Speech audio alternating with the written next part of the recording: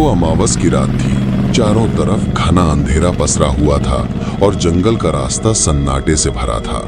तनवीर बेपरवाह अपनी मोटरसाइकिल से उस जंगल को पार कर रहा था। रात इतनी काली थी कि कुछ भी साफ दिखाई नहीं दे रहा था।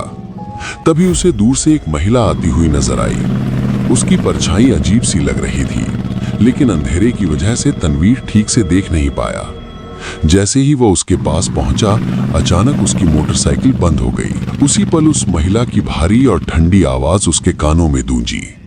उसे आगे गांव तक छोड़ देने की विनती कर रही थी। तनवीर ने जैसे ही उसकी ओर ध्यान दिया, उसका कलेजा मुंह को आ गया।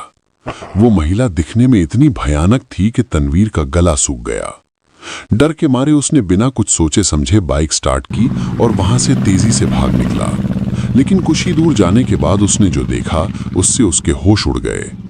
वही महिला सामने से उसकी ओर आती हुई दिखाई दी। तनवीर का दिमाग सुन्न पड़ गया। उसे यकीन नहीं हो रहा था कि जिसे वो पीछे छोड़कर आया था, वो सामने कैसे आ सकती है। उसके मन में यही चल रहा था कि चाहे कुछ भी हो जाए, उसे बाइक नहीं रोकनी है। तभी अचानक एक भयानक चीख गूंजी और वो महिला हवा में उड़ती हुई उसकी बाइक के पीछे लग गई। उसका चेहरा विकृत हो चुका था और आंखों में खून उतर आया था। अब तनवीर को समझ आ चुका था कि ये कोई इंसान नहीं बल्कि एक चुड़ैल है। डर से कांपता हुआ वो पूरी ताकत से बाइक भगाता रहा। किसी तरह वो जान बचाकर अपने घर पहुंचा। दरवाजे पर पहुंचते ही उसने मां को आवाज दी और अंदर घुसते ही जमीन पर गिरकर बेहोश हो गया। जब उसे होश आया तो उसने रोते हुए अपनी मां को पूरी घटना बता दी।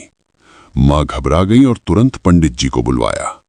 पंडित जी ने तनवीर को देखकर बताया कि उसे एक बेचैन आत्मा ने पकड़ लिया है और अगर समय रहते उतारा नहीं किया गया तो खतरा बढ़ सकता है। ये उतारा अमावस की ही रात ठीक 2 बजे करना होगा। मां हाथ जोड़कर पंडित जी से अपने बेटे को बचाने की विनती करने लगी। पंडित जी ने उसे भरोसा दिलाया और उतारे की तैयारी की। अगली अमावस की रात पंडित जी उतारे का सामान लेकर शमशान पहुंचे। जैसे ही मंत्रोच्चार शुरू हुआ, वही आत्मा प्रकट हो गई। वो क्रोधित होकर पंडित जी को धमकाने लगी कि अगर उसे तनवीर से अलग किया गया तो वो उन्हें भी मार डालेगी। लेकिन पंडित जी डटे रहे और मंत्रों के बल पर आत्मा को कमजोर कर दिया। हार कर वो आत्मा रोने लगी और अपनी दर्द भरी कहानी सुनाने लगी। उसने बताया कि वो इस लड़के के शरीर में सिर्फ इसलिए घुसी थी ताकि अपने बच्चे के कातिलों तक पहुंच सके और सबूत जुटा सके जिससे उसके बच्चे को इंसाफ मिल सके। आत्मा की कहानी सुनकर पंडित जी का हृदय पसीज गया। उन्होंने उससे कातिल का नाम और सबूत की जगह पूछी और वादा किया कि वो उसकी मदद करेंगे। अगले दिन पंडित जी ने पुलिस को सारी सच्चाई बता दी। पुलिस ने तुरंत कार्रवाई करते हुए उस आदमी को पकड़ लिया और सलाखों के पीछे पहुंचा दिया। आत्मा को इंसाफ मिला और वो शांति से चली गई। तनवीर धीरे धीरे ठीक हो गया, लेकिन उस अमावस की रात का डर उसकी जिंदगी भर की याद बन गया।